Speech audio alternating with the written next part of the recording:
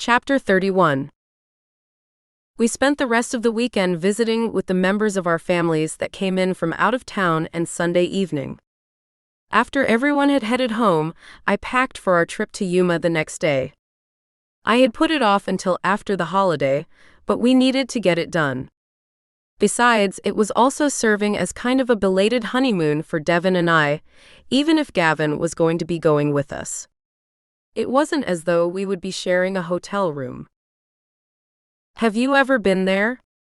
I asked Devon as I moved around the bedroom, pulling out clothes for us both and putting them into a suitcase.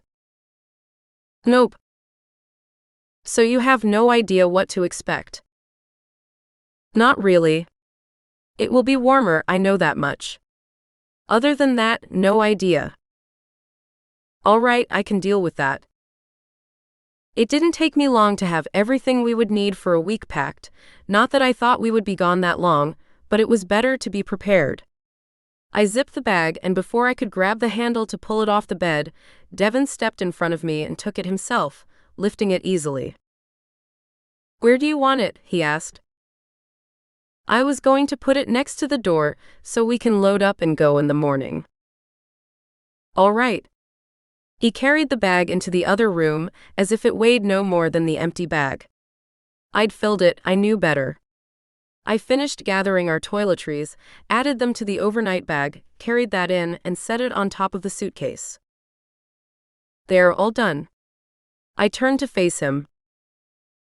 You sure you want to make this trip? Yeah, why wouldn't I? I don't know. He paused a moment.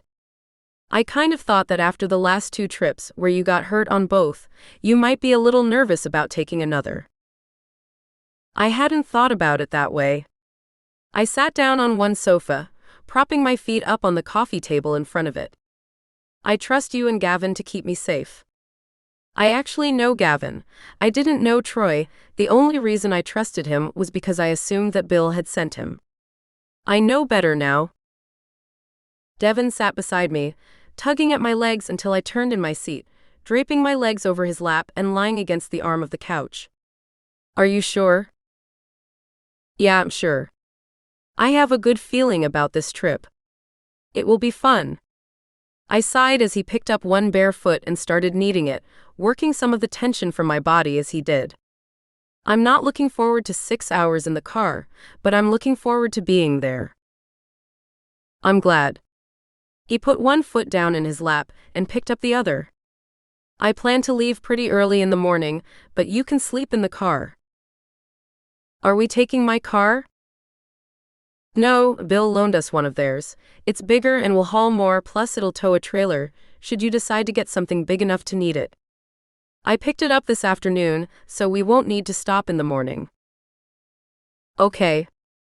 I closed my eyes and let my whole body relax as he continued to work the muscles in my foot. What about Gavin? What about him? Is he coming here, or are we going to pick him up on our way? He'll be here at 5. I took a deep breath and let it out in a rush. If we're heading out at 5, I need to get up by 4. I glanced at the clock hanging on the wall and realized it was already past 10. I guess if we're going to get any sleep, we need to head to bed. Reluctantly, I slid my feet off his lap and stood, heading for the bedroom, knowing Devon wouldn't be far behind.